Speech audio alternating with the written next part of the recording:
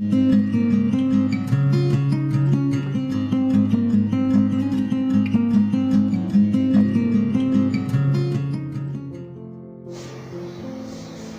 Afternoon all student. तो हमारा आज का सेशन है ESR टेस्ट, जो कि पैथोलॉजी की ब्रांच जो हेमेटोलॉजी लैब है उसके अंदर ESR टेस्ट परफॉर्म किया जाता है। ESR क्यों लगाते हैं, ESR के बढ़ने पे क्या होता है, ESR के घटने से क्या होता है, इसका प्रिंसिपल वगैरह हम आज के लेक्चर में सभी पढ़ेंगे। ESR यह बहुत ही इम्पोर्टेंट टॉपिक है ESR। तो हमारा हम सेशन स्टार्ट करते हैं। तो सबसे पहले बात करते हैं ESR यानी erythrocyte sedimentation of rate. ESR erythrocyte sedimentation of rate. तो ESR is defined as rate of sedimental of erythrocyte when column anticoagulant blood to stand in the vertical position। मतलब कि ESR टेस्ट हम लगाते हैं जिस विंड्रोप tube में, उसे हमेशा वर्टिकल पोजीशन में रखना चाहिए, जो कि हम आगे की स्लाइड में इसकी डिटेल पढ़ेंगे। इरिथ्रोसाइट, इसके नाम पे ही पूरा टॉपिक, इसका नाम से इस पूरे टॉपिक का बेस बना हुआ है। तो इरिथ्रोसाइट यानी RBC cells, sedimentation of setting down of RBC, मतलब कि जो सेटल डाउन ऑफ RBC है, मतलब कि वो कितनी RBC जो बॉटम पे हो, जैसे हम इसकी टाइम लिमिट 1 घंटे की होती थी, 1 घंटे में RBC कितने नीचे जाते हैं और प्लाज्मा कितना ऊपर आता है। तो हम प्लाज्मा ऊपर आता है उसके हम रीडिंग ले लेते हैं, उसे ही ESR बोलते हैं, उसे ESR टेस्ट बोलते हैं। फिर rate amount of RBC that settle down in give time 1 hour से 1 घंटे के अंदर जितनी भी सेल्स नीचे बॉटम पे आ जाती है और ऊपर प्लाज्मा चले जाता है, तो हम प्लाज्मा की रीडिंग लेते हैं और उससे ESR के नॉर्मल वैल्यू का पता करते हैं कि नॉर्मल वैल्यू के अंदर ही है, नॉर्मल वैल्यू के बाहर है। नेक्स्ट स्टेज ऑफ ESR, इसे 3 स्टेज में बांटा गया है।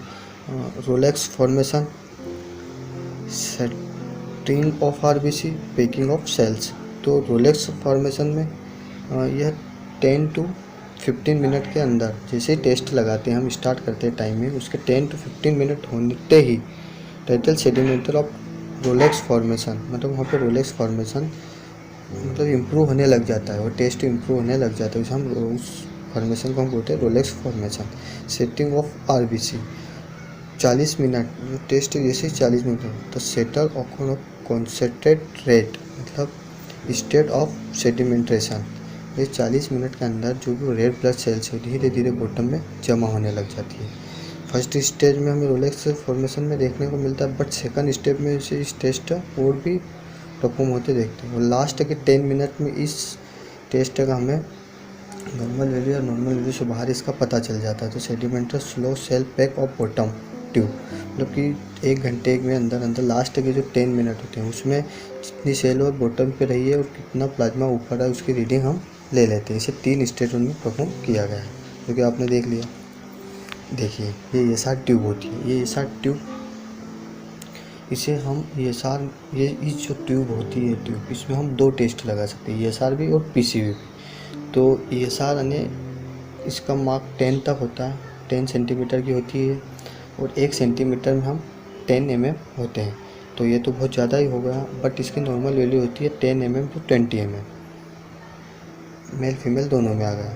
और जब हीमोग्लोबिन PCV का टेस्ट करते हैं हम नीचे से उसकी रीडिंग लेते हैं, क्योंकि हमें RBC को काउंट करना रहता है और जब हम ESR लगाते हैं तो हमें प्लाज्मा को काउंट करना रहता है, तो हम उसका साइज़ देखते हैं। अब ESR टेस्ट में हम पढ़ेंगे कि हमको क्या क्या प्रोसीजर होती है और कौन कौन सी स्टेप बाई स्टेप होती है। तो सबसे पहले होती है डेफिनेशन, जिसमें हम पढ़ेंगे कि क्या होता है। मेथड्स, कितने टाइप्स के मेथड होते हैं। Principle, normal range, procedure, advantage, increase, decrease, मतलब बढ़ने पर घटने पे क्या होता है, इसकी हम सभी चीज़ें पूरी डिटेल में पढ़ेंगे। तो नेक्स्ट स्लाइड पे चलते हैं। डेफिनेशन बहुत ही इसलिए पॉइंट टू पॉइंट समझोगे तो टोटल समझ में आएगा। The rate at which erythrocyte settle down at the bottom of the tube first 1 hour से result in erythrocyte sedimentation rate. अभी इरिथ्रोसाइट मतलब 1 घंटे की इसकी टाइम लिमिट रहती है, तो 1 घंटे में बॉटम पे कितना आ जाता है, मतलब कि कितना नीचे जमता है, कितनी आरबीसी नीचे जमती है, उसका हम जो भी उसके नाप या मेजरमेंट करके देख लेते हैं। अब ये sir commonly non specific test in routine clinical commonly test हैं, जो कि डॉक्टर ये सार टेस्ट कभी भी अकेले लिख के नहीं देता कि ये सार टेस्ट, ओनली ये सार टेस्ट। इसके साथ में सब जैसे सीबीसी हुआ, विडाल हुआ, इन चीज़ों के साथ में ये सार टेस्ट देता है। तो सब टेस्टों के साथ में कंबाइन करके ये सार टेस्ट देते हैं। अब मेथड विंट्रोप मेथड से होता है, वेस्टिग्रेंस मेथड से होता है, माइक्रो सेडिमेंटेशन मेथड से होता है, कैपिलरी मेथड से होता है, ऑटोमेटिक मेथड से होता है। 5 टाइप्स मेथड है, बट आज के सेशन में हम पढ़ेंगे विंट्रोप ट्यूब मेथड। तो विंट्रोप ट्यूब मेथड का फर्स्ट स्टेज हम देखते हैं, determination of ESR by Wintrobe methods. Wintrobe methods में ESR is estimation one anticoagulant blood in haematocrit tube with is also use of PCB estimation.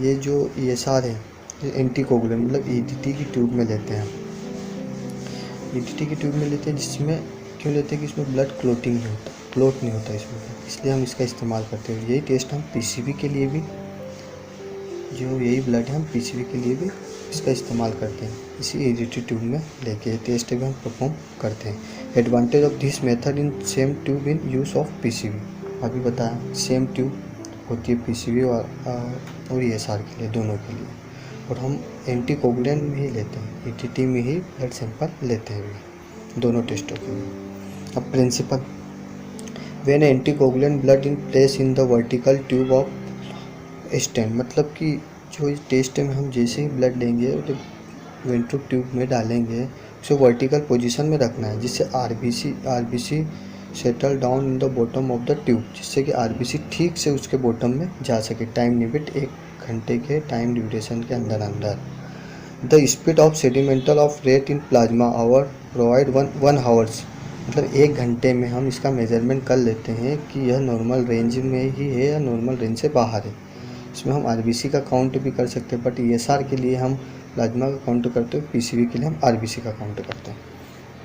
अब second slide में RBC have net negative charge on their surface then reach over the repulsive force of the particle total concentrate in the increase the positively charged plasma protein, मतलब इसमें plasma protein जो surface RBC की एक surface बन जाती है, जिसमें red blood cells, plasma, ये 2 सरफेस हम देखने को हमें मिलती है।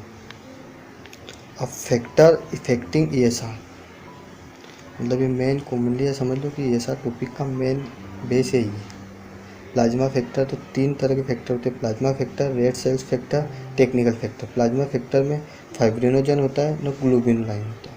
और रेड ब्लड फैक्टर में क्या होता है, नंबर में एनीमिया, पोलोसाइथेमिया, मतलब एनीमिया सबको पता है कि ब्लड की कमी से एनीमिया होता है, पोलोसाइथेमिया ब्लड के बढ़ने से होता है। साइज, रोलेक्स फॉर्मेशन जो आपको बताया था अगली वाली स्लाइड में, बताया था कि जो सबसे मेन स्टार्टिंग होती है 10 to 15 मिनट के बीच में, क्या उसमें हमें देखने को मिलता है टेस्ट के लिए। एबनॉर्मल से technical factor, ESR tube most be keep in the vertical otherwise in the result increase ESR, मतलब कि इसे वर्टिकल पोजीशन में जैसे रखेंगे उतना ही अच्छा रिजल्ट आएगा इसका, ना ही रिजल्ट इसका सही होगा। हम बार बार हर स्लाइड में वर्टिकल पोजीशन क्यों आ रहे, क्योंकि वर्टिकल पोजीशन में रखने का मेन यह है कि थोड़ा सा भी कभी बॉटम से चिपक जाता है तो कोई भी चीज़ एकदम से नीचे आ जाती है। एग्जांपल के लिए हम ले लो, एक पानी के गिलास में गोंद डालते हैं और उसको एक साइड से कभी उसके किनारे को लेके चलते हैं तो गोंद एकदम में नीचे बॉटम में आ जाती है, और उसे एक स्ट्रिक लाइन में रखते हैं तो धीरे धीरे धीरे धीरे धीरे धीरे करते करते तल पे आती है। तो हमें एक टेस्ट परफॉर्म करने के लिए हमें इसकी जो मेथड या प्रोसीजर है उसी हिसाब से करना है, जिससे हमारा टेस्ट भी सही हो। अब इस टेस्ट को परफॉर्म करने के लिए हमारे पास क्या क्या चीज़ें होनी चाहिए। इक्विपमेंट में क्या, विंट्रोप ट्यूब जो अभी आपको बताई थी डायग्राम में पिछली स्लाइड में, विंट्रोप ट्यूब स्टैंड जो कि इसे वर्टिकल पोजीशन में रखने के लिए ट्यूब स्टैंड होना बहुत ही ज़रूरी है। पिपेट जिससे हम विंट्रोप ट्यूब को मार्क 0 मार्क तक लेंगे तो पिपेट की सहायता में 2 ml सिरिंज, इसमें 2 ml सिरिंज भी लगता है। वॉच, टाइम वॉच, ये तो सब नॉर्मल सी बात, टाइम वॉच 1 घंटे का टाइम नोट करने के लिए इसमें तो इस टेस्ट में तो लगता ही लगता है।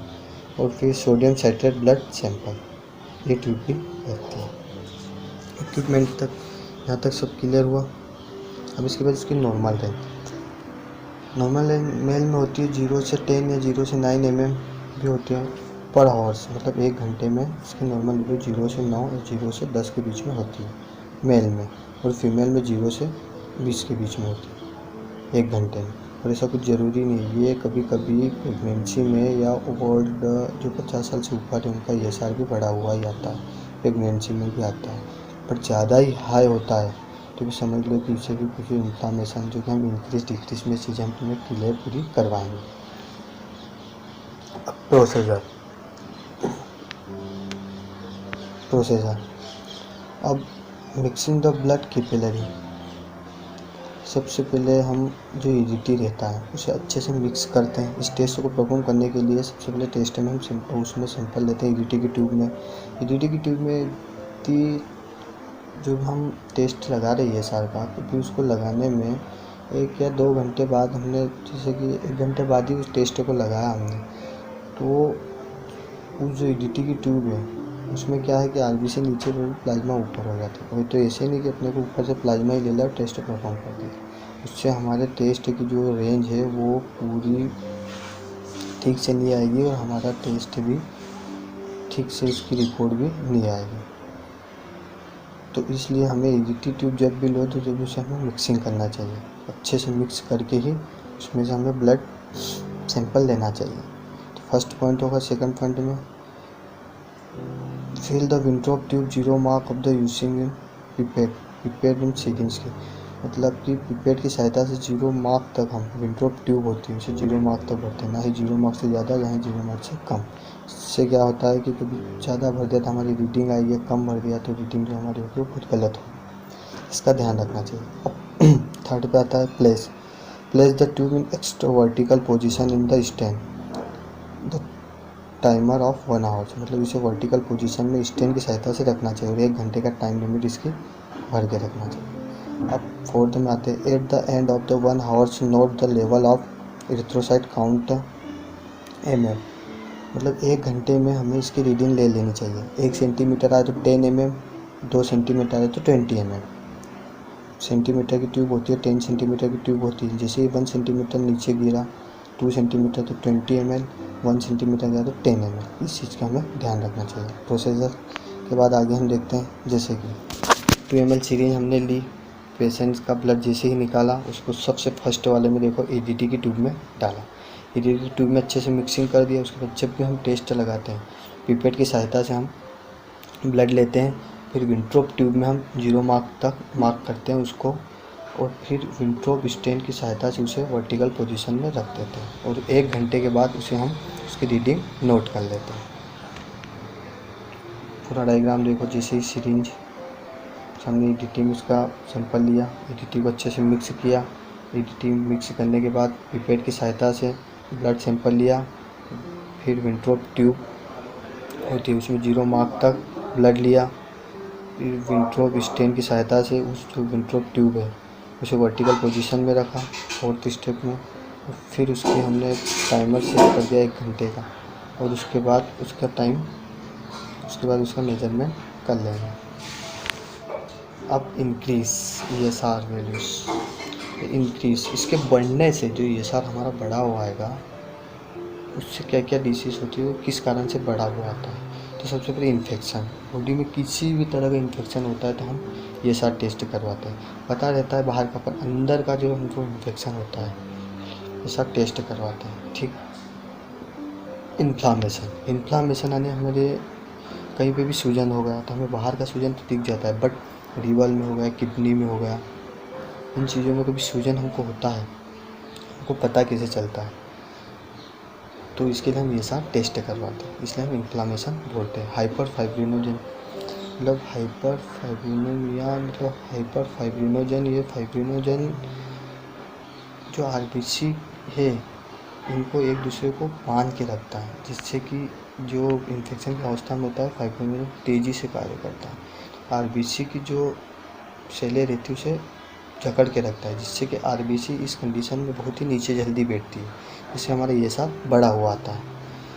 फिर ऐसे तो बहुत सारे हाइपर ग्लोमेरुलोनिया, फिर मल्टीपल, फिर इसके बाद आरए, मेलेंजाइटिस, वोल्ट। तो इसमें से ज़्यादा नहीं याद करेंगे तो हम 5 भी याद करके रखेंगे ना तो नॉर्मली बहुत है। तो ओल्ड एज मतलब बोला था 50 साल से ऊपर वालों का भी एसआर कभी कभी बढ़ा हुआ आ जाता है। प्रेगनेंसी के केसेस में भी एसआर बढ़ा हुआ आ जाता है। ट्यूबरक्लोसिस यदि कोई व्यक्ति खांस रहा है बहुत दिनों से और उसका कभी एसआर बढ़ा हुआ आता है तो उसके 50% से अधिक चांस है उसको टीबी हो सकती है। तो ऐसा टेस्ट हम टीबी के लिए भी पता करने के लिए भी इस टेस्ट को लगाया जाता है। अब बढ़ने के तो देख लिया आप, जैसे कम होता है उसके देखते हैं। ल्यूकोसाइट, सबसे पहला ल्यूकोसाइट, आरबीसी एबनॉर्मलिटी, एनीमिया, सबको पता है ब्लड की कमी से एनीमिया होती है। प्रोटीन एबनॉर्मलिटी, मतलब इसमें प्रोटीन जो बनते हैं वो उसके एबनॉर्मल प्रोटीन बनने लगते हैं। हाइपर, वो उसमें अपन ने देखा था कि हाइपर थे सभी फाइब्रिनो, और इसमें हाइपो, मतलब सेम दोनों के नाम है, दोनों में हाइपो। फिर इसमें अगले में फेकोसिटी, मतलब कि जो जन्मजात से रहता है ब्लड की कमी, जिससे एनीमिया रहता है, उसे हम फेकोसिटी कहते हैं, मतलब सॉरी फेकोसाइटोसिस कहते हैं। मतलब जिससे जन्म से ही किसी पर्सन को ब्लड की कमी रहती है, उसके माता पिता से होते हैं, तो फेकोसाइटोसिस होता है, जिसे हम फेकोसाइटोसिस कहते हैं। इस टॉपिक से रिलेटेड भी तुम्हें कोई भी डाउट हो तो कमेंट करके बताएं। इस टॉपिक ऐसा टॉपिक की बहुत सारी मेथड होती है जो कि मैंने तुम्हें शुरू में बता दिया था। तो इससे हमने आज के टॉपिक में हम इंट्रो मेथड का हमने यूज़ किया और आज के टॉपिक को पूरा किया। बट इसके रिलेटिव तुमको और मेथड में कभी ऐसा चाहिए तो कमेंट करना, तो इसका वीडियो हम और बना देंगे। अलग से। Thank you.